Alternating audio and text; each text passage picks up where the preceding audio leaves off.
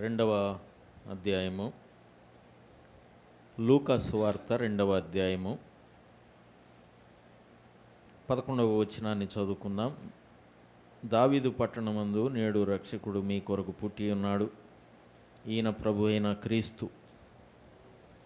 అదేవిధంగా 19వ అధ్యాయము 9వ వచనాన్ని కూడా చదువుకుందాం. లూకా సువార్త 19వ అధ్యాయము 9వ వచనాన్ని కూడా చదువుకుందాం. అందుకే యేసు ఇతడును అబ్రహాము కుమారుడే, ఎందుకనగా నేడు ఈ ఇంటికి రక్షణ వచ్చి ఉన్నది. అదేవిధంగా లూకా సువార్త 23వ అధ్యాయము 43వ వచనాన్ని కూడా చదువుకుందాం. 23:43. అందుకు ఆయన వానితో, నేడు నీవు నాతో కూడా పరదైసులో ఉందువని నిశ్చయముగా నీతో చెప్పుచున్నాను నేను. చిన్న ప్రార్థన చేద్దాం దేవుని ఆత్మ సహాయం కొరకు. పరిశుద్ధుడు అయిన మా దేవ, మహిమగల మా తండ్రి, నీ పాదములకు స్తోత్రములు స్తుతులు చెల్లిస్తున్నాం.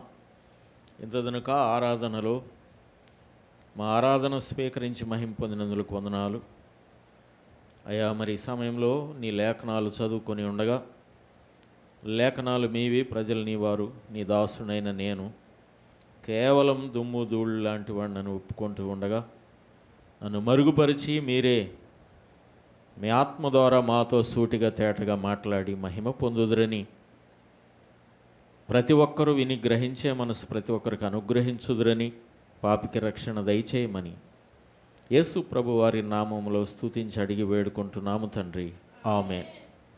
చేరువచ్చిన ప్రియులందరికీ వందనాలు తెలియజేస్తున్నాను. ప్రియమైన సోదరి సోదరులారా, మరి ఈ సమయంలో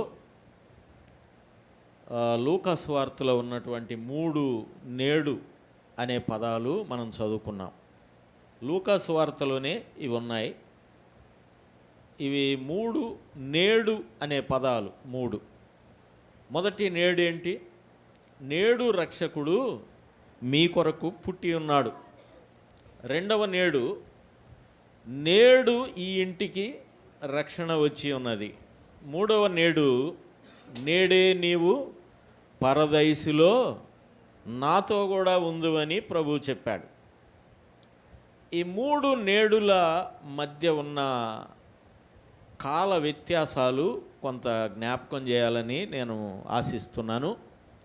మనకి పోయిన ఆదివారం నుండి ఈ మధ్యలో ఈ ఆదివారానికి ఆ ఆదివారానికి మధ్యలో ఒక స్పెషల్ డే గడిచిపోయింది. ఏంటది స్పెషల్ డే? క్రిస్మస్. క్రిస్మస్ అనగా క్రీస్తు ఆరాధన. క్రీస్తు ఆరాధన ఏమో ఆదివారం, బుధవారం కాదు. ఆయన పుట్టుక దినాన్ని జ్ఞాపకం చేసుకుంటూ ప్రపంచమంతా ఆచరించిన దినం అది 25 బుధవారం వచ్చింది. కానీ క్రీస్తు ఆరాధన ఆదివారమే. ఈ ఆరాధనకు బైబిల్ పెట్టిన ఒక పేరుంది, ఒక టైటిల్. ఈ ఆరాధన దినానికి ప్రభు బైబిల్లో ఉన్న ఒక మాట ఏంటంటే, ప్రకటన గ్రంథం 1:10లో ప్రభువు దినమందు ఆత్మవశులమై ఉండగా అంటాడు. ప్రభువు దినం ఏంటా? ప్రభు దినం ఆయనను నమ్మిన పిల్లలు, ఆయన రక్తములో కడుగబడిన వారు ఆయనను ఆరాధించే దినమే ప్రభు దినం. ఆరాధనలో ఆరాధించే పిల్లలు ఆత్మవశులుగా ఉండి ఆరాధించడం. ఆత్మవశులుగా అంటే మనం మన స్వాధీనం కాకుండా ఆత్మ స్వాధీనంలో ఉండి ఆరాధించేదాన్నే నిజమైన క్రిస్మస్ అంటారు. అది బైబిల్ చెప్తున్న సత్యం. అయితే ఈ సమయంలో ఉదయాన్నే కొంత మరి వాక్యం ధ్యానం చేస్తున్నప్పుడు వచ్చిన తలంపులను బట్టి ఈ 3 నేడుల మధ్య ఉన్న కాల వ్యత్యాసాన్ని కొంత జ్ఞాపకం చేయాలని నా మనసులో ప్రభు ఇచ్చిన ప్రేరణను బట్టి ఈ వచనాలు చదివాను. చూడండి, రండి, మొదటి నేడు చూద్దాం. మొదటి నేడు, దావీదు పట్టణమందు నేడు రక్షకుడు మీ కొరకు పుట్టి ఉన్నాడు. మీ కొరకంటే మన కొరకే. మన కొరకు రక్షకుడు పుట్టాడు. ఇది ఎప్పుడు మాట? ఎప్పుడు మాట? మొన్న బుధవారం 3 రోజుల క్రితం మాట, 2000 సంవత్సరాల క్రితం మాట. ఈ మాట చెప్పేటప్పుడు దేవదూత వచ్చి ఆ గొల్లలకి వారికి చెప్పేటప్పుడు ఇంకా ఆయన పుట్టాడు. పుట్టిన వార్త అప్పుడు దేవదూత వచ్చి చెప్పాడు. ఇది ఆ రోజు ఆయన పుట్టాడని చెప్పిన వార్త. కానీ వాస్తవంగా ఆయన పుట్టింది ఎంతకాలం అయింది? ఇప్పటికి 2000 సంవత్సరాలు అయ్యింది. 2000 సంవత్సరాల క్రితం ఆయన పుట్టినప్పుడు రాయబడిన మాట. ఆయన పుట్టుట వలన లోకానికి ఏ లాభం కలిగింది? అది కదా కావాలి. నువ్వు నేను పుట్టడం వలన ఈ లోకానికి వచ్చిన లాభం ఏమంత గొప్ప లాభం ఏమన్నా ఉందంటారా? మనం పుట్టడం వలన లోకానికి వచ్చిన లాభం ఉందా? ఏమీ లేదు. ఎవరి కుటుంబాల్లో వాళ్ళ అవసరతలు అక్కర్తలను బట్టి వాళ్ళ లాభాల కొరకు వారు పనిచేస్తున్నారు, అంతే తప్ప దేవునికి లాభం నువ్వు పుట్టడం వలన కాదు. కానీ యేసు ప్రభువారు ఈ లోకములో ఆయన పుట్టడం ద్వారా లోకానికి ఏ లాభం ఉన్నదో, ఏమి లాభమో 10వ వచనం చూడండి. 2వ అధ్యాయం 10వ వచనంలో,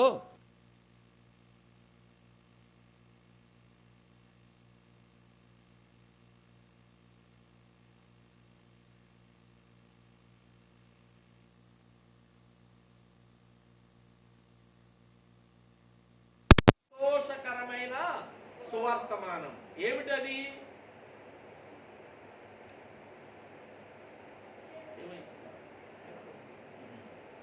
ప్రజలందరికీ కలిగిన మహాస్వర్తమానం.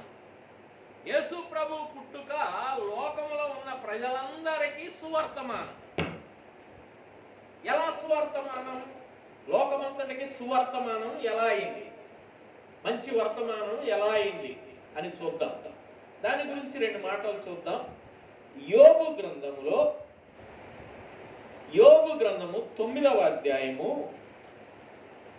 33వ వచనాన్ని మనం గమనిద్దాం. యోబు గ్రంథము 9:33 మనం గమనిద్దాం. అక్కడ రాయబడిన మాట,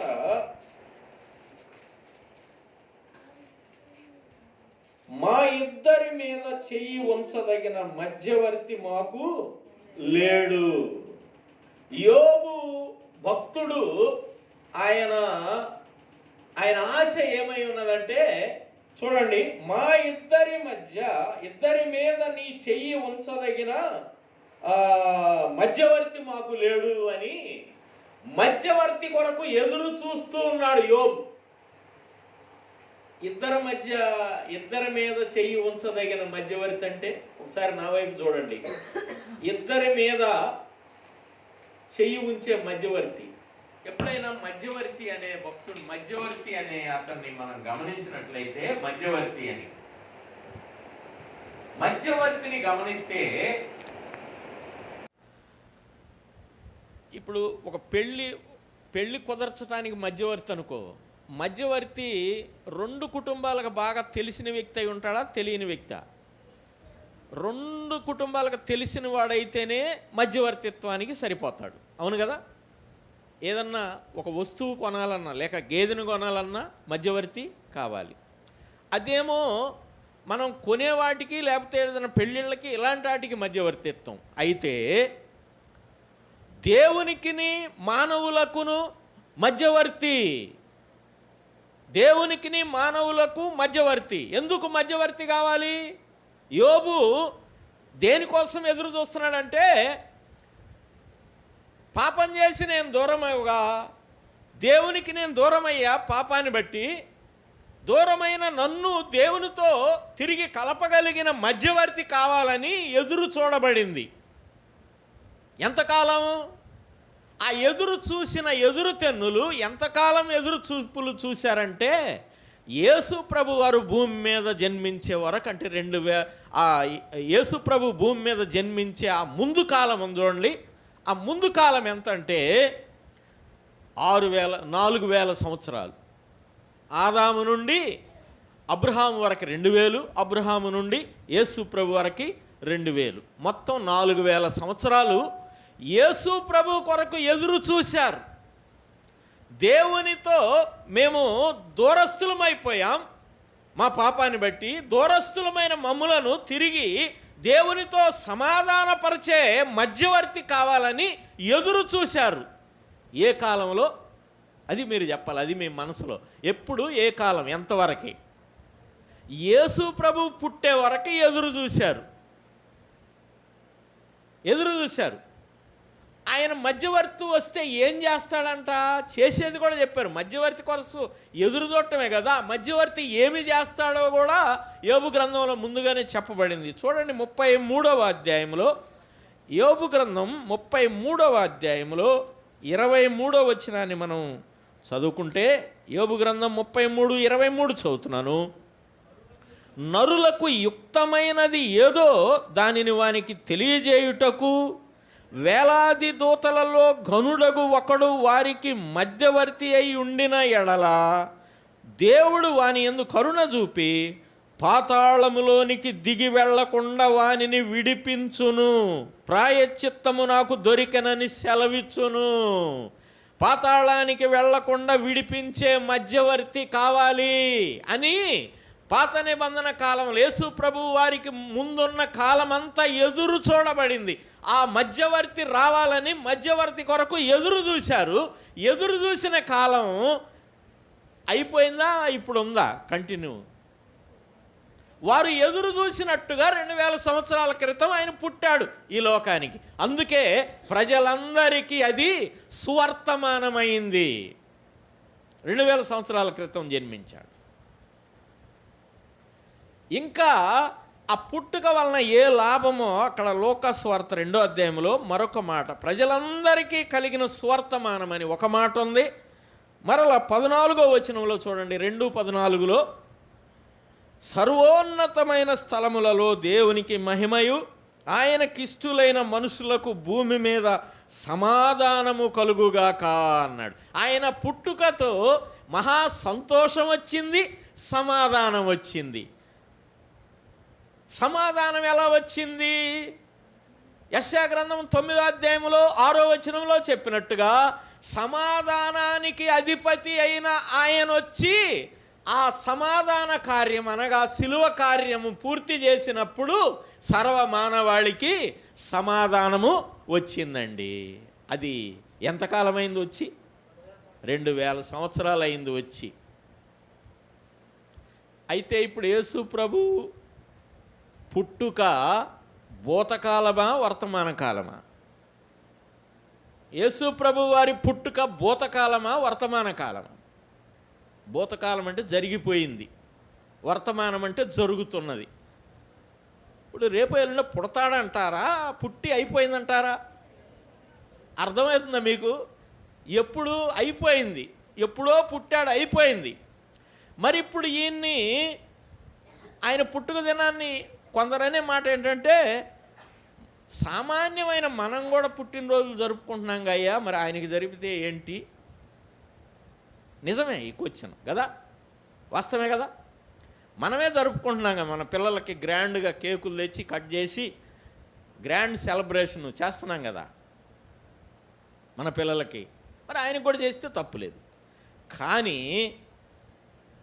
పుట్టినరోజు ఆయనది కదా, ఆయనదంటే ఆయన ఇష్టంలో జరగాలంటాం, మన ఇష్టంలో జరగాల?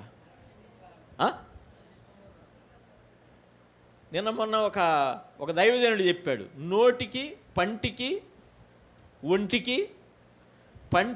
ఒంటికి పండగ అంట. పంటికి ఒంటికి పండగ. పంటికంటే ఎవరు? పుట్టినరోజు ఆయనక మనక? పంటికి మనకే, ఒంటికి కూడా మనకే. మరి ఆయనకి ఇష్టమైంది ఏంది? ఆయన ఆనందించేది ఎలా? ఆయన మనకి ఆయన ద్వారా సమాధానం పొందిన ప్రజలకు, ఆయన ద్వారా రక్షింపబడిన ప్రజలకు ఆయన అప్పగించిన ఒక ఆజ్ఞ ఉన్నది. ఏమిటా ఆజ్ఞ అంటే, నన్ను జ్ఞాపకము చేసుకొనుటకై కేక్ కట్ చేయండి అన్నాడా, దీనిని తీసుకోండి అని అప్పగించాడా? అప్పగించింది చేస్తే కదా ఆయన ఆనందించేది. ఇది ఎవరికి? అందరకా కొందరకా? నమ్మిన వారికే, అందరూ కాదు. ఇప్పుడు మరి అందరు చేసేది ఆయన కోరుకున్నదా, వీళ్ళు కోరుకున్నదా? ఇప్పుడు అసలు ఆయనకి ఇష్టమైందా, అది కష్టమైందా? అసలు ఆయనకి ఇష్టమా, అది ఇష్టం లేదా? వాళ్ళు చేసేది, మనం చేసేది. ఇప్పుడు గుర్తుపెట్టుకోండి, మనమందరం ఎవరిమి? రక్షింపబడ్డవాళ్ళం. మనకిచ్చిన దినం ఏది? మనకెప్పుడు క్రిస్మస్, ప్రభు దినం. ప్రభు దినానికి ఎండింగ్ ఉందా? ఎండింగ్ ఉందా? ఎప్పటికప్పుడు ఫ్రెష్. ప్రతి ఆదివారం మనకి ప్రభు దినమే. అసలు నిజమైన క్రిస్మస్ చేసేది ఎవరు? ప్రతి ఆదివారం ఆరాధించేవారే నిజమైన క్రిస్మస్. క్రిస్మస్ అంటే క్రీస్తు ఆరాధన. క్రీస్తు ఆరాధన ఏది నిజమైంది? ఆయన ఆరాధించడమేనండి. ప్రభు దినమందు ఆత్మవశంలోకి వెళ్ళి ఆత్మానుసారంగా ఆత్మతో సత్యముతో ఆరాధించే మనదే నిజమైన వాక్యం చెప్పిన సత్యం ఇది. అవును కదా? ఇప్పుడు నేడు రక్షకుడు మీ కొరకు పుట్టి ఉన్నాడంటే, ఇప్పుడు దీన్ని మన భాషలో మన కొరకు ఎప్పుడు పుట్టాడు? 2000 సంవత్సరాల క్రితమే. కానీ ఆ మాట ఎప్పుడు చూసినా నేడు అని చెప్తుంది. నేడు అంటే ఆ పుట్టుక మరొక పుట్టుక కూడా ఉంది. ఎలా అంటే, ఒక వ్యక్తి తన హృదయాన్ని ప్రభువుకి ఎప్పుడైతే ఇస్తాడో అప్పుడు ఆయన ఆ హృదయంలో పుట్టడా? ఆ హృదయంలో చేర్చుకున్నప్పుడు అతడు క్రొత్తగా జన్మిస్తాడు అతడు. అది ప్రభువు నేడు కోరుకుంటా ఉన్నది. ఇంకా ఇట్టి నూతన జన్మ అనుభవం లేకపోతే నువ్వు బ్రాకెట్లో ఉన్నట్టే. అర్థమవుతుందండి? రండి వెళదాం. మొదటిది అర్థమైందా? మొదటిది భూతకాలం అయిపోయిందా, ఇంకా జరగాల, దానికోసం ఎదురు చూడాలా? ఆయన పుట్టాలి అని ఎదురు చూసే పని ఉందా? ఎదురు చూడాల్సిన పని లేదు. ఇప్పుడు సెకండరీ. ఆ కాలం అయింది, పుట్టాడు. పుట్టిన దగ్గర నుంచి ఇప్పుడు వరకు ఎన్ని సంవత్సరాలు?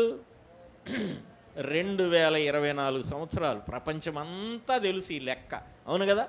ఎప్పటి నుంచి లెక్క? ఆయన పుట్టిన దగ్గర నుంచి 2024 సంవత్సరాలు. ఇప్పుడు ఈ 2024 సంవత్సరాలు మరి నేడు పుట్టాడన్నది ఆ రోజుకు సరిపోయింది. మరి ఇప్పుడు రెండో పదం మనం చూసాం. లోకాసువార్త 19:9లో ఏం చూసాం? నేడు ఈ ఇంటికి రక్షణ వచ్చి ఉన్నది. నేడు ఈ ఇంటికి రక్షణ వచ్చి ఉన్నది. నేడు అంటే నేడు ఈ ఇంటికి రక్షణ వచ్చిందని ఇక్కడ బోర్డు రాసి పెడితే ఏ రోజు చూసినా అది అంతే ఉంటుంది, నేడు ఈ ఇంటికి రక్షణ వచ్చిద్దని. ఇది కొనసాగుతున్న రక్షణ. ఏది? కొనసాగుతున్న రక్షణ అన్నమాట. కొనసాగుతూ ఉంది. ఇది కంటిన్యూషను. ఇప్పుడు వర్తమాన కాలం ఇది. ఈ వర్తమానములో నేడు రక్షణ వచ్చిద్ది. ఎవరికంటే వర్తమానంలో ఎలా వచ్చిద్దో ఆ సంగతి అక్కడ వివరంగా చెప్పాడు. 9వ వచనం చూడండి. యేసు ప్రభు వారు స్వయంగా చెప్పారు.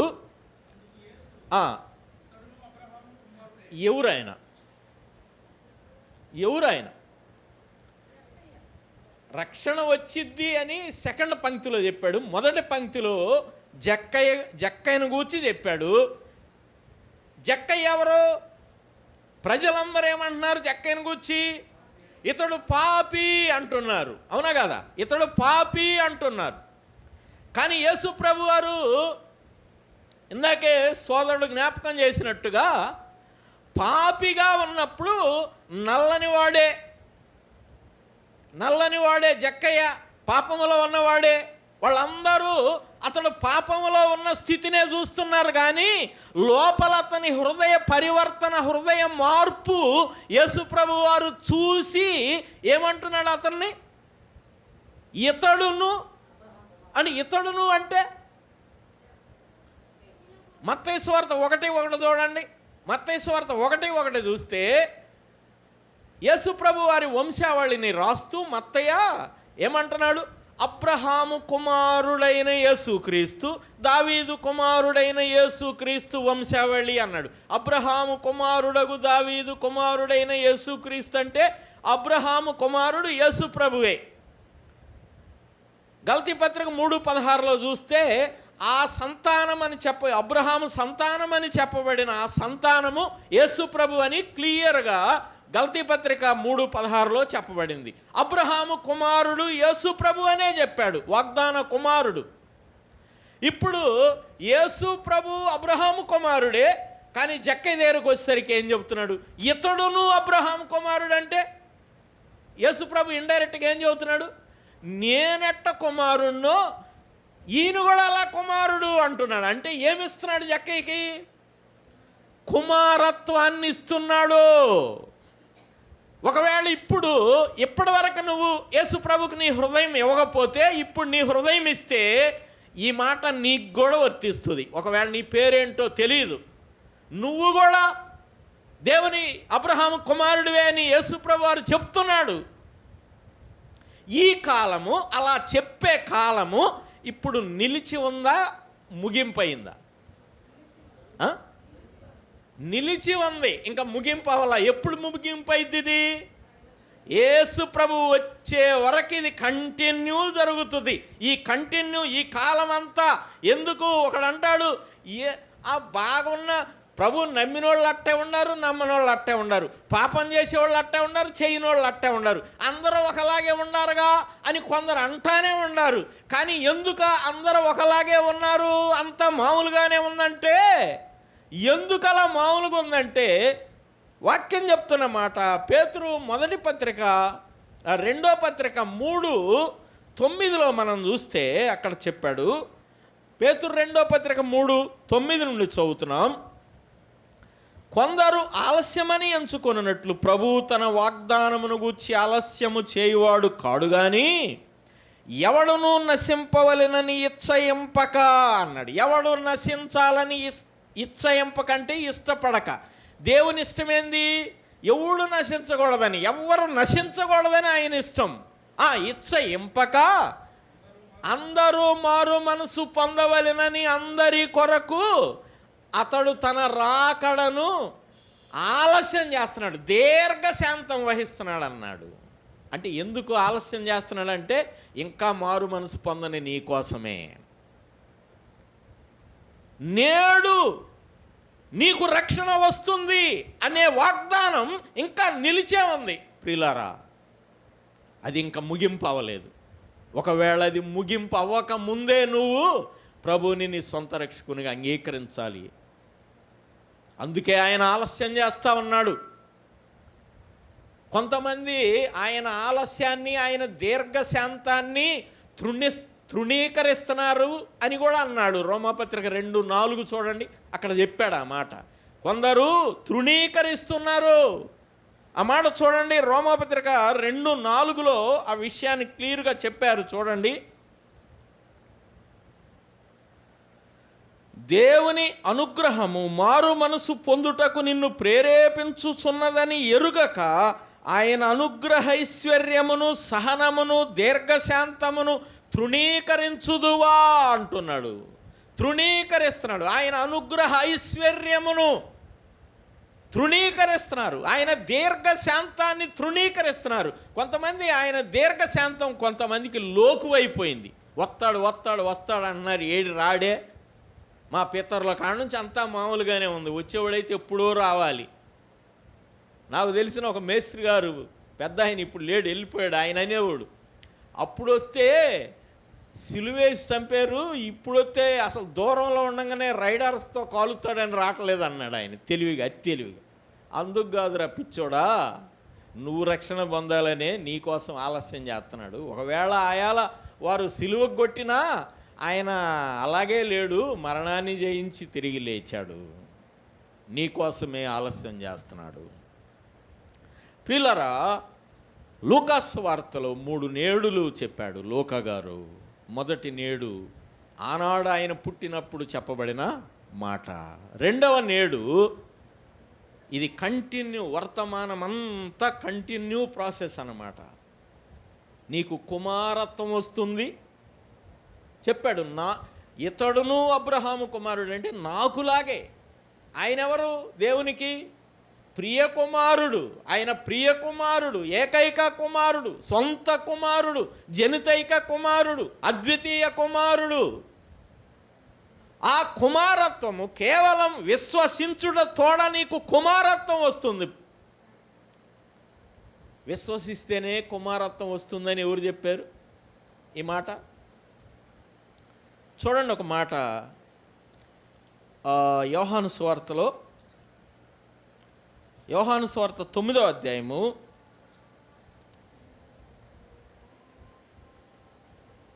12వ వచనములో, తనను ఎందరు అంగీకరించిరో అనగా తన నామమందు విశ్వాసం ఉంచిన వారికి దేవుని పిల్లలయ్యే అధికారము ఆయన అనుగ్రహించాడని 12లో చూస్తాం. కానీ 9వ అధ్యాయంలో 35, 36 వచనాల్లో ఇక్కడ ఆ గుడ్డివాడు కళ్ళు తెరవబడిన తర్వాత యేసు ప్రభు అతనితో మాట్లాడుతూ విశ్వసించడం గురించి తేటగా మాట్లాడాడు. ఆ మాటలు చదువుతున్నాం చూడండి. 36 చదువుతున్నాను. అందుకు వాడు, లేక 35, పరిసయ్యులు వానిని వెలివేసిరని యేసు విని వానిని కనుగొని, నీవు దేవుని కుమారుని యందు విశ్వాసం ఉంచుచున్నావా అని అడిగాను ఆ గుడ్డివాడిని యేసు ప్రభు. అందుకు వాడు, ప్రభువా, నేను ఆయన యందు విశ్వాసం ఉంచుటకు ఆయన ఎవడని అడుగగా, యేసు, నీవు ఆయనను చూచుచున్నావు, నీతో మాట్లాడుచున్నవాడు ఆయనే అని చెప్పాడు. చూసారా ఎంత తేటగా? విశ్వసించడానికి ఆయన ఎవరు అని అడిగాడు. అంటే అతనికి కళ్ళు తెరవబడ్డాయి కానీ ఆయన దేవుడని ఆయనకి ఇంకా తెలియదు. నువ్వు దేవుని యందు విశ్వాసం ఉంచుతున్నావా అని యేసుప్రభు వాడిని అడిగితే, విశ్వసించడానికి ఆయన ఎవరు అని అడిగితే, నీవు చూస్తున్న, ఇప్పుడు నీ ఎదురుగుండి నువ్వు చూస్తున్నా నేనే అని, నీతో మాట్లాడుతున్న నేనే అని క్లియర్గా చెప్పాడు. అప్పుడేమన్నాడు? ఆ మాట చెప్పినప్పుడు 37వ వచనములో, యేసు, నీవు ఆయనను చూచున్నావు, నీతో మాట్లాడుచున్నవాడు ఆయనే అనెను. అంతటా వాడు, ప్రభువా, నేను విశ్వసించుచున్నానని చెప్పి ఆయనకు మొక్కెను. ఇలా ఎన్నున్నాయో చెప్పడానికి.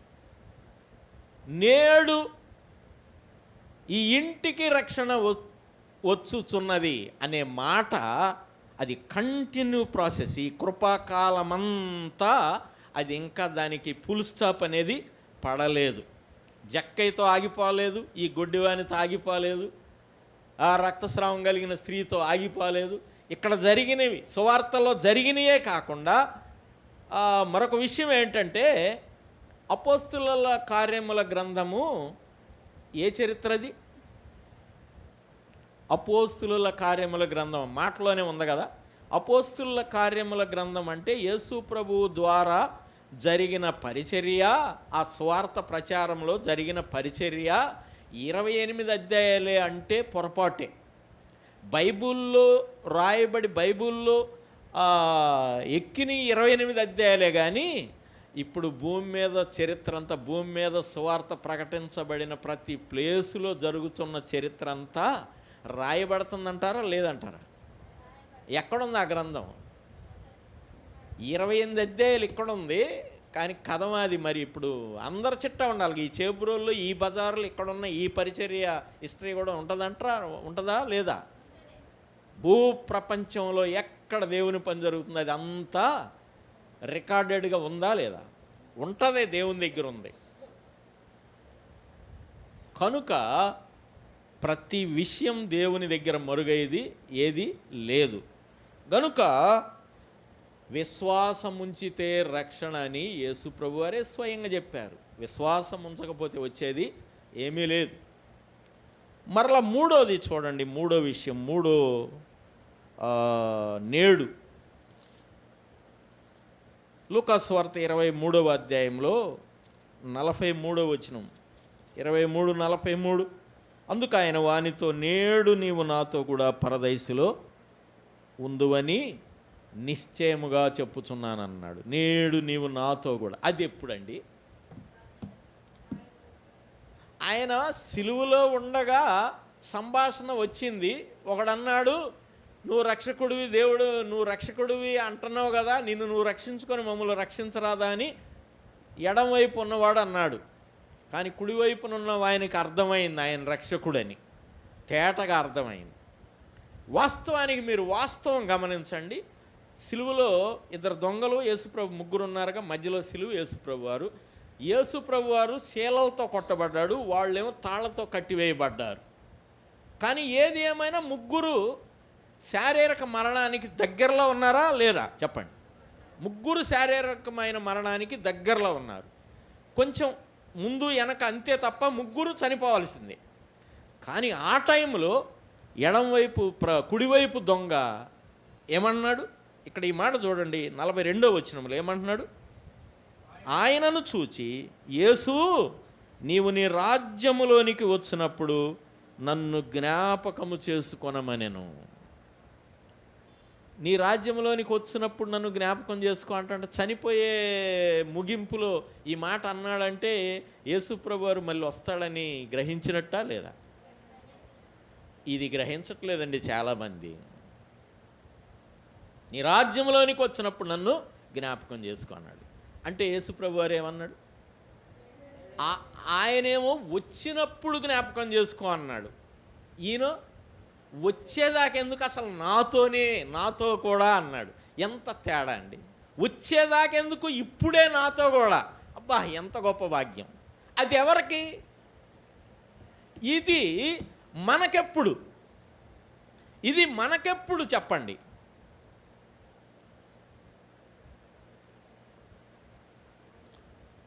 ఇది జరగాలి ఎప్పుడు? ఇప్పుడు యేసుప్రభు వారు పుట్టబోయే కాలమా, రెండో రాకడతో రాబోయే కాలమా? రాబోయే కాలానికి పుట్టబోయే కాలానికి తేడా ఏంది? పుట్టబోయే కాలానికి వాళ్ళ ఆనందం, వాళ్ళ ఎదురు చూపు ఎలా ఉందో చూసాం. మరి రాబోయే కాలానికి, ఆయన ఇప్పుడు రాబోయే కాలానికి వస్తే దేనికోసం వస్తాడు? దేనికోసం వస్తాడు ఆయన? సంఘం కోసం. అందరికీ తెలుసు, సంఘం కోసం. సరే, సంఘం కోసమేలే, నా కోసం అని చెప్పండి అందరూ, నా కోసం అని. అవును కదా? ఆయన ఇప్పుడే మనం చూసాం పరమగీతంలో, ఆయన ప్రియుడు, ఈ సంఘం ప్రియురాలు. ఆయన ప్రియుడు, ఈ సంఘం ప్రియురాలు. పెళ్ళయిందా? అవ్వలేదు ఇంకా. మరి ఏమైంది? చూడండి, కొరింథీయులకు రాసిన 2వ పత్రిక 11వ అధ్యాయము 2వ వచనం.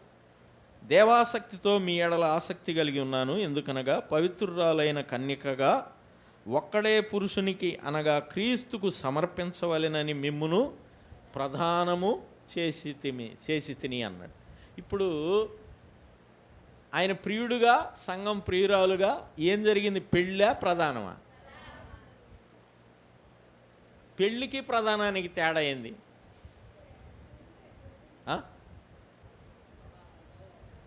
పెళ్ళి ముందా, ప్రధానం ముందా?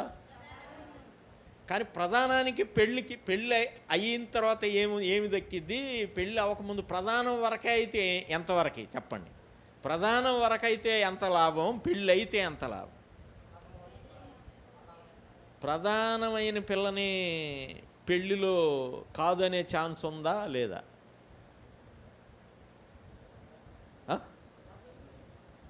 ఈ మధ్యలో కాలం ఎంత? పెళ్ళికి ప్రధానానికి మధ్యలో నాకు వద్దు అని వరుడు అనొచ్చా అనే ఛాన్స్ ఉందా లేదా? అనకుండా ఉండాలంటే ఈ పెళ్లి కూతురు ఎలా ఉండాలి? ఇక్కడ ఒక విషయం జ్ఞాపకం చేస్తాను. పెళ్లి కూతురు మనసంతా పెళ్ళయ్యేదాకా ఎవరి మీద ఉండాలి? పెళ్లి కొడుకు మీదే ఉండాలి. ఎవరు ఆ పెళ్లి కొడుకు? మన ప్రభు అయిన యేసుక్రీస్తు వారు. అవునా కదా? ఇప్పుడు ఆయన రెండో రాకడ దినాల్లో మనం ఉన్నాం. అవును కదా? ఎప్పుడు వస్తాడో తెలియదు. ఆయన ఎలా వస్తాడు? ప్రకటన గ్రంథం 16:16 చూడండి ఎలా వస్తాడో.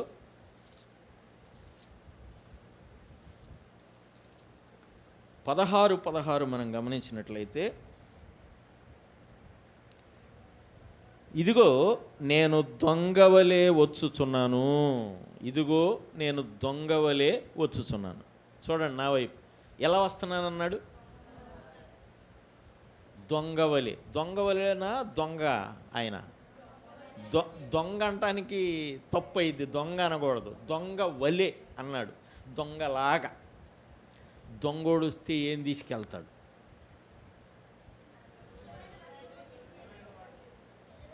పేడ తట్టలో మట్టి కొండలు తీసుకెళ్తాడా? విలువైన ఎత్తుకుపోతాడు, అవునా కదా? మరి ఈ దొంగవలే అని చెప్పిన ఈ ప్రభు దేని ఆ విలువైన నచ్చి తీసుకొని జేబులో వేసుకుంటాడు కదా దొంగోడు.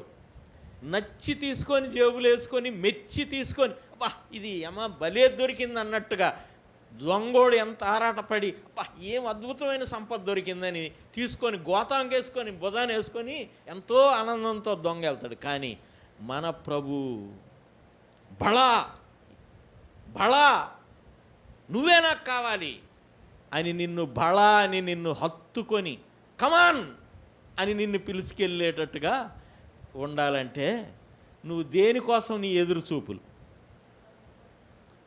పుడతాడైనా వస్తాడైనా? ఎంత అద్భుతం అండి ఈ విషయం. మరి ఈ దొంగ చూడండి, అక్కడ 16 మనం చూస్తున్నాం. చూడండి ఇక్కడ ఏమన్నాడు? ఇదిగో నేను దొంగవలే వచ్చుచున్నాను, తాను దిగంబరుడుగా సంచరించుచున్న జనులు తన దిశమలను చూతురేమో అని మెళుకుగా ఉండి తన వస్త్రమును కాపాడుకొనువాడు ధన్యుడు.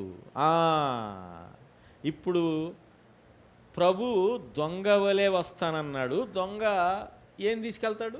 విలువైనవి తీసుకెళ్తాడు. మరి ఆ ప్రియ ప్రభు నిన్ను ప్రేమతో హత్తుకొని తీసుకెళ్ళే అంత ప్రియంగా మనం ఉండాలి అందులో. ఇక రెండోది, దొంగ ఎప్పుడు వస్తాడు? ఈ పోలికలో అన్నీ ఉన్నాయి. దొంగవలే వస్తానన్నాడు. దొంగ ఎప్పుడు వస్తాడు? చెప్పి వస్తాడా? ఎప్పుడో తెలియదు. ఏ గడియో ఏ సమయమో ఎవరికి తెలియదు. ఎందుకని దాన్ని గోప్యంగా ఉంచాడు? అసలు ఆ సంగతి తెలిస్తే సాతాను ఇంకా ఎంతోమందిని లాగేస్తాడు. అందుకే సాతానుడు వాడు చాలా ఎలక్ట్గా ఉంటాడు. ఆ సంగతి తెలిస్తే ఇంకా స్పీడ్ చేస్తాడు. వాడు నమ్మిన వాళ్ళ మీదే బాణాలు సంధిస్తాడు. ఏర్పరచబడిన వారి సైతం లాగేస్తాడని ఉంది. బాగా ఎక్కడ దిగ్విజయంగా మండుతూ ఉంటుందో అక్కడే వాడు కట్టెలు తీసి ఆరిపెత్తానికి ప్రయత్నం చేస్తాడు. ఏదో రకంగా నువ్వు ఇటు దొరికావా, ఎటు దొరుకుతావా చూసి అట్టే వస్తాడు వాడు. చాలా ప్రమాదం. ఇప్పుడు సాతానుడు వెతికే పనిలో ఉన్నాడు, యేసుప్రభు వారు వెతికే పనిలో ఉన్నాడు. ఈ లోకస్వార్తలో యేసుప్రభు వెతుకుతున్నాడని చెప్పాడు. పేతురు పత్రికలో పేతురు చెప్పాడు వాడు వెతుకుతున్నాడని. ఒక మాట చూడండి, పేతురు పత్రికలో 5:8 చూడండి. మీకు విరోధి అయిన సాతాను, ఆ మాటే చూడండి. ఎవరికి విరోధి? ఎవరికి విరోధి? లోకంలో ఉన్న నమ్మనోళ్ళకా నమ్మినోళ్ళకా? ఎందుకని విరోధి?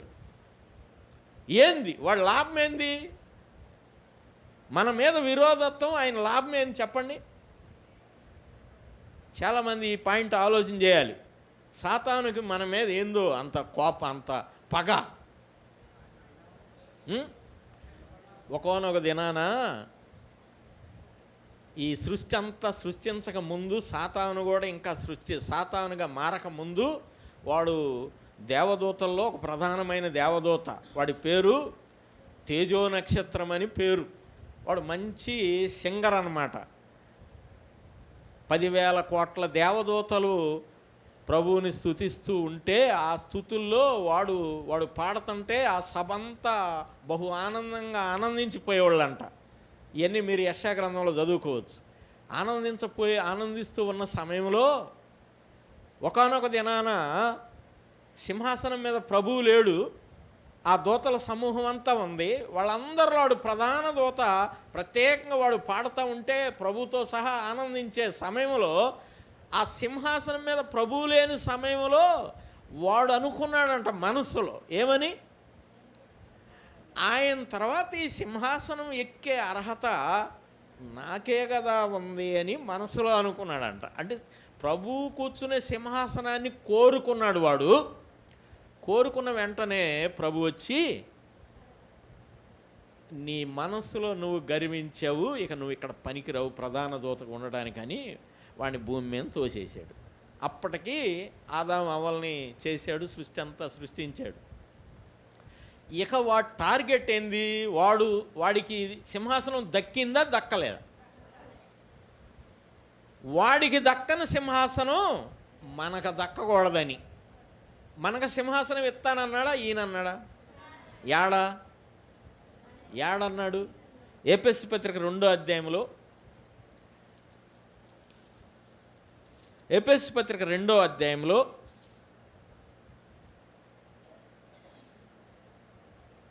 7వ వచనం. ఎఫెసీ పత్రిక 2:7, క్రీస్తు యేసునందు మనలను ఆయనతో కూడా లేపి, అంటే చచ్చిన మనలను తిరిగి బ్రతికించి, పరలోకమందు ఆయనతో కూడా కూర్చుండబెట్టెను.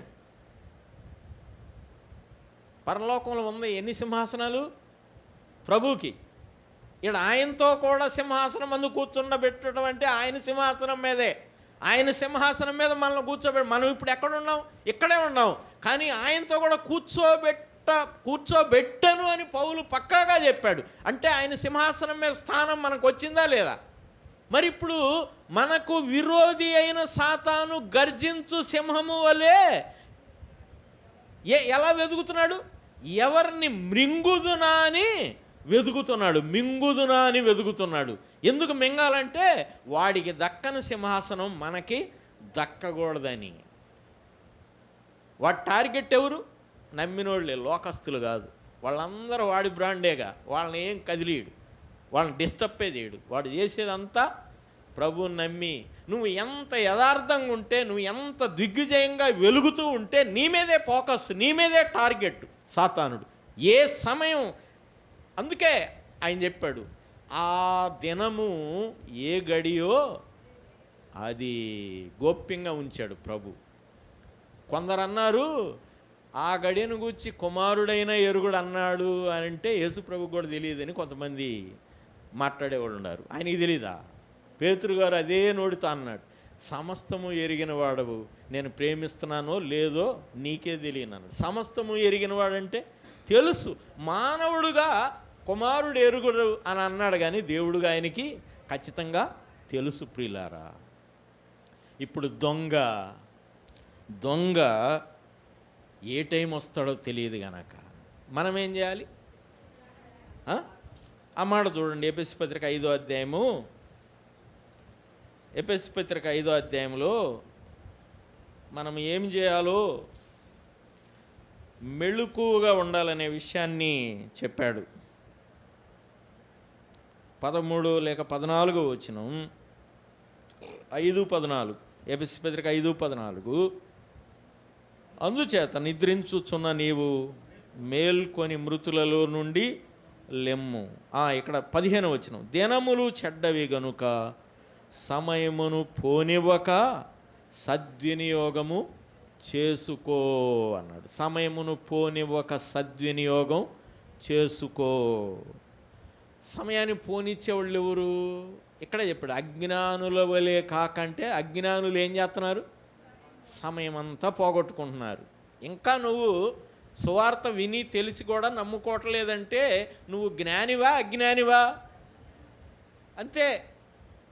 నువ్వు ఇంకా సమయాన్ని వృధా చేసుకుంటున్నావు అజ్ఞానిగా. కానీ నమ్మిన ప్రజలు కూడా మెళుకువగా ఉండాలి. ఎన్ని విషయాల్లో మెళుకువగా అంటే, మనం ఆయన వచ్చే వరకు చాలా విషయాల్లో 2-3 కనీసం వాక్యం చదవడం దేంతో సమానం చెప్పండి? ప్రతిరోజు వాక్యం చదవటం దేనితో సమానం? మాట్లాడటమే. ఇర్మియా భక్తుడు అంటాడు 15:16లో, నీ వాక్యము దొరకగా నేను భుజించి తిని అన్నాడు. భుజించి తిని అంటే వాక్యము రోజు చదవటం అంటే వాక్యమును ఆహారంగా తీసుకోవడం. ఎందుకు? ఈ శరీరానికి ఆహారం పూట పూట వేస్తున్నాం. దీనికి ఎవరు రుణస్తులు కాదు. కొంతమంది 3 పూటలు 4 పూటలు కూడా వేస్తున్నారు. శరీరానికి ఎవరు రుణం కాదు. ఎప్పుడు రుణం అప్పుడు తీరుతున్నాం. అది ఏ రోజుకి ఆ రోజు గడుతున్నాం శరీరానికి. కానీ ఆత్మ బలపడాలంటే వాక్యాన్ని ప్రతిదినం చదవాలి, పఠించాలి, ధ్యానించాలి. వాక్యము ఇప్పుడు రోజు శరీరానికి, ఈరోజు అన్నం తినకపోతే ఒక 2 రోజులు అన్నం తినకపోతే శరీరం ఏమైద్ది? కానీ వాక్యం ఒక వారం రోజులు చదవకపోతే అది గ్రహించలేరు. ఏం కాదుగా అనుకుంటున్నారు. కానీ నీ ఆత్మ బలపడాలంటే వాక్యము మనం ఎంత చదివితే అంత బలపడతాం, ఎంత ధ్యానం చేస్తే అంత బలపడతాం ప్రియులారా. వాక్యము చదవాలి. రెండోది మెళుకువగా ఉండాలి. ఏటిలో మెళుకువగా ఉండాలి? ప్రార్థన చేయడంలో మెళుకువ కరెక్టే. ప్రార్థన ఎప్పుడు చేస్తాం? మెళుకుగుంటేనే చేస్తాంలే, నిద్రపోతే ఎవరు చేయలేరు. మెళుకువ అనేది చాలా విషయాల్లో ఉంది. మెళుకువ అవునా కదా? చెప్పండి. మనము అవిశ్వాసుల దగ్గర ఉన్నప్పుడు నోరు మెళుకువగా ఉండాలా వద్దా? వాళ్ళ దగ్గర ఎట్టబడితే అట్ట మాట్లాడటానికి వీల్లేదు. మీరు చూసుకోండి. ఇంకా ఒకవేళ అవిశ్వాసుల దగ్గర మనం అబద్ధాలు ఆడితే వాళ్ళు ఏమంటారు? వాక్యం ఏం చెప్పింది? అబద్ధం ఆడమని ఉందా, ఆడొద్దని ఉందా? మరి అబద్ధాలు వాళ్ళ ముందు ఆడితే అసలు ఏడైనా ఆడకూడదు. ఒకవేళ ఆడుతున్నావంటే నువ్వు ఆల్రెడీ అప్పటికే నిద్రలో ఉన్నట్టు లెక్క అన్నమాట. కోల్పోతున్నాం. జాగ్రత్త. కొన్ని మాటలు చూడండి.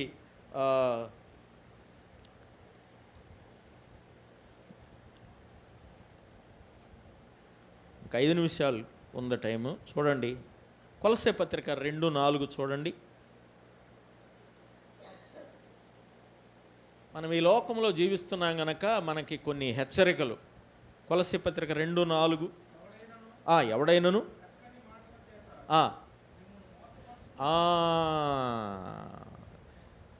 చాలాసార్లు సత్యంలో నుండి తొలగించేది ఏందది?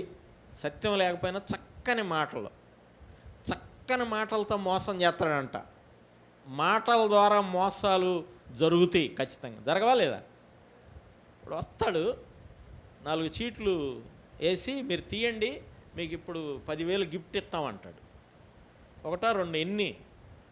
ఈ బజార్ అంతా తీసినా రాదు ఆ గిఫ్ట్. కానీ వాడు మాటలకు ఎట్టుంటుంది? 200 ఆ చీటీ అంటాడు. 200 పెట్టి కొనేస్తారు అందరూ, బజారు మొత్తం కొంట. కారణం ఏంటంటే వాడి మాటలు అంత చక్కగా ఉంటాయి. అది అయితే బెటరే.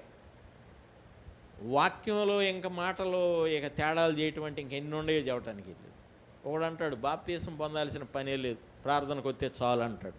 ఉందా లేదా? అది ఇప్పుడు ఉన్నాయండి. బాప్తీసం పొందాల్సిన పని లేదు. బాప్తీసం ఎందుకు? నువ్వు ప్రార్థనకు వస్తే చాలు అంటాడు. అది కరెక్టా? ఇక అట్లాంటివి ఎన్నో ఉండయి. మరొకటి 2:8 చూడండి. అక్కడ 2వ అధ్యాయం 8వ వచనం. ఆయనను అనుసరింపకంటే మన ప్రభువును అనుసరింపక మనుషుల పారంపర్యాలు పాటించడం. ఇది కూడా రన్నింగ్లో ఉందా లేదు? ఇప్పుడు మీరు దేనికి భయపడుతున్నారు? వాక్యానికి భయపడుతున్నారా? మనుషులు చెప్పే పారంపర్యాలకు భయపడుతున్నారా? ఎప్పుడు రానోడు ఒకడు మన ఇంటికి వచ్చి కుర్చీలో వేరే పని మీద వచ్చి ఇంటికి వచ్చి కూర్చొని, ఇదేంది మూల మీద ఇది పెట్టారు, ఇది పెడితే మీకు అది జరుగుద్ది, ఇది జరుగుద్ది, ఇమ్మీడియట్గా తీసేయండి. ఈ మూల మీద అసలు ఇక్కడ గోడ కట్టారు, ఇది కరెక్ట్ కాదు, పీచేయండి అంటాడు. ఇమ్మీడియట్గా పగలగొట్టి తీసేసేవాళ్ళు ఉన్నారు. 1,00,000 కాదు 2 లక్షలైనా. వాస్తు గొప్పదా, క్రీస్తు గొప్పవాడా? రోమాపత్రిక 8:1 ఏం చెబుతుంది? కాబట్టి క్రీస్తు యేసునందున్న వారికి. ఆ మాట అంతా ఎంత బలాన్ని ఇస్తుందండి. క్రీస్తు యేసునందున్న వారికి ఏ శిక్షా విధి లేదంటే ఏదో ఒక మూల గోడ కడితే పోయిద్దా? ఎంత చీప్ మైండ్. ఇక్కడ అదే చెప్పాడు, మనుషుల పారంపర్యాచారాలు ఉన్నాయా ఇంకా? వాటిని అనుసరిస్తున్నారా, ఆయన్ని అనుసరిస్తున్నారా? చక్కని మాటలు ఎవడు చెప్పినా మోసపోవద్దు. రెండోది, మనుషుల పారంపర్యాచారాలు మనకు అవసరం లేదు. వాటి వలన ప్రయోజనం లేదు. ఏ మనిషి అన్న నీకోసం ప్రాణం పెట్టాడా, నీకోసం రక్తం కాచాడా? ప్రభు వాక్యమే మనకు తుది వరకు వారంటీ, గ్యారంటీ. మరొక మాట చూడండి, 2:8లోనే ఆ మూల పాఠాల ద్వారా అన్నాడు.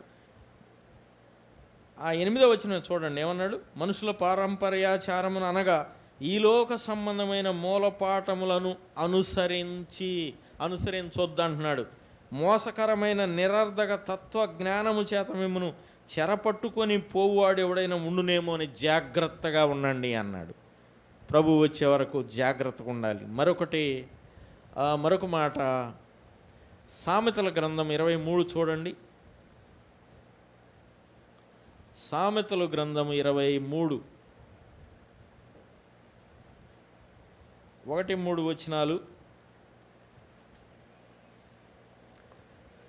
నీవు ఏలికతో భోజనము చేయి కూర్చుండిన ఎడల నీవెవరి సమక్షమున ఉన్నావో బాగుగా యోచించుము. నీవు తిండిబోతువైన ఎడల నీ గొంతుకకు కత్తి పెట్టుకొనుము. కొన్నిసార్లు భోజనం కాడ కూర్చొని ఏం మాట్లాడతాడో కూడా తెలియదు. ఇక ఆ ఆనందంలో పడి ఏలిక దగ్గర నువ్వు కూర్చున్నప్పుడు జాగ్రత్తగా ఉండమని అన్నాడు. ఇక్కడ అదే చెప్పాడు. అటు రాజు దగ్గర, ఒక గొప్పోళ్ళ దగ్గర భోజనానికి కూర్చున్నప్పుడు నీ నోరు కూడా జాగ్రత్తగా ఉండాలంటాడు.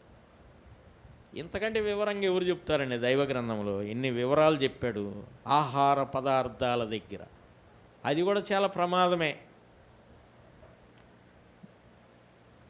2 దెసలోనికల పత్రిక 2:4 చూడండి. అక్కడ ఒక మాట, దెసలోనికలు రాసిన 2వ పత్రిక 2వ అధ్యాయం 4వ వచనం చదువుతున్నాను. ఏది దేవుడు అనబడునో, ఏది పూజింపబడినో దాని అంతటిని ఎదిరించుచు దానికంతటికి పైగా వాడు తను తానే హెచ్చించుకొనును. తాను దేవుడినని తను కనబరుచుకొనును. దేవుని ఆలయంలో కూర్చుండును గనుక ఏ విధముగానైనను ఎవడును మిమ్మను మోసపరచనీయకుడి అన్నాడు. ఇది చాలా, ఏ విధము చేతనైనను ఎవడు మిమ్మల్ని మోసపరచడానికి మీరు అవకాశం ఇవ్వద్దు అని చెప్పాడు. అవసరమా కాదా ఈ విషయాలు? ఎంత క్లియర్గా చెప్పాడు. చాలా విషయాలు చెప్పాడు. కనుక ప్రియులారా, మరలా నేను ఆ 3 విషయాలు జ్ఞాపకం చేస్తాను. 3 నేడులు లేని చెప్పండి మీరు. 3 నేడులు. ఒకటి, నేడు రక్షకుడు మీ కొరకు పుట్టి ఉన్నాడు. ఇది భూతకాలమా వర్తమానమా? అంటే అయిపోయిందా? ఇంకా ఎదురు చూడాల్సిన పని లేదు. పుట్టాడు, ఆయన చేయాల్సింది 33.5 సంవత్సరాలు జీవించాడు, వెళ్ళిపోయాడు. ఇప్పుడు రెండో నేడు, అది ఇప్పుడు కొనసాగుతుందా లేదా? ఇప్పుడు ఎవరు నమ్మితే వాళ్ళ ఇంటికి రక్షణ వస్తుంది. ఇది కొనసాగే రక్షణ. మూడోది, నేడు నీవు నాతో కూడా అంటే అది ఎప్పుడు? రేపు ప్రభు వచ్చినప్పుడు. ప్రభు వచ్చినప్పుడు మరి ప్రభు బళా అనేటట్టు మనం ఉండడానికి మనం ఏం చేయాలి? చాలా విషయాల్లో జాగ్రత్త కలిగి ఉండాలి. మన ఎదురు చూపులు రెండో రాకడ కోసమా, మొదట రాకడ కోసమా? రెండో రాకడ కోసం. ఆయన ఎప్పుడు వస్తాడో తెలియదు. అది ఎప్పుడు వస్తాడో తెలియదు. ఏ గడియో ఏ సమయమో ఊహించగలమా? అనుకొనని గడియలో అరుదెంచునో యేసు. సమయమిదేలెమ్ము త్వరపడుమా సంగమా. అనుకొనని గడియలో అరుదెంచునో యేసు. సమయమిదేలెమ్ము త్వరపడుమా సంగమా. గగన సీమపై ఘనుడైన రారాజు రాబోవు వేళలో సంగమా మేల్కొనుమా. సంగమా మేల్కొనుమా వధువు సంగమా. ప్రార్థన చేద్దాం. తలలు వంచినట్లయితే ప్రార్థన చేద్దాం. ఒకసారి ఆలోచన చేయండి. ఆయన రక్షించడానికి సిద్ధంగా ఉన్నాడు. తన గాయపడిన హస్తాలు చాచి 2000 సంవత్సరాల నుంచి ఆయన కృపాహస్తాలు చాచి, నా కుమారుడా నీ హృదయం నాకిమ్మని నీకోసం వెదుకుతున్నాడు, రమ్మని పిలుస్తూ ఉన్నాడు. ఆయన చేతుల్లోకి వస్తావా? ఆయన నీ హృదయంలో చేర్చుకుంటావా? చేర్చుకుంటే నేడు ఈ ఇంటికి రక్షణ వస్తుందని ఆయనే చెప్పాడు. చేర్చుకున్న వారికి రక్షణ, కొనసాగుతూ ఉన్న రక్షణ యేసు ప్రభువులో కావాలంటే ఇప్పుడే నమ్మిన వారికి రేపు రానై ఉన్నాడు.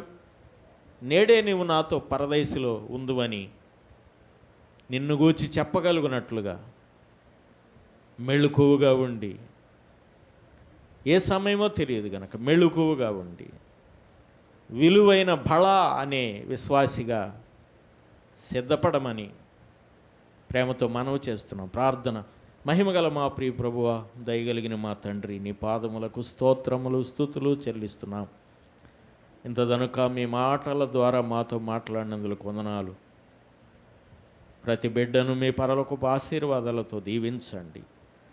ఎవరైనా నమ్మలేదా? ఇప్పుడే వారి హృదయం మీకిచ్చి మీ పిల్లలుగా తీర్చబడడానికి మీరే మీ ఆత్మ ద్వారా ఒప్పించమని, మీ వైపు ఆకర్షించుకుందురని.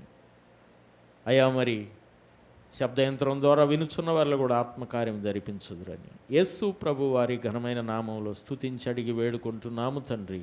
ఆమేన్. అందరికీ వందనాలు.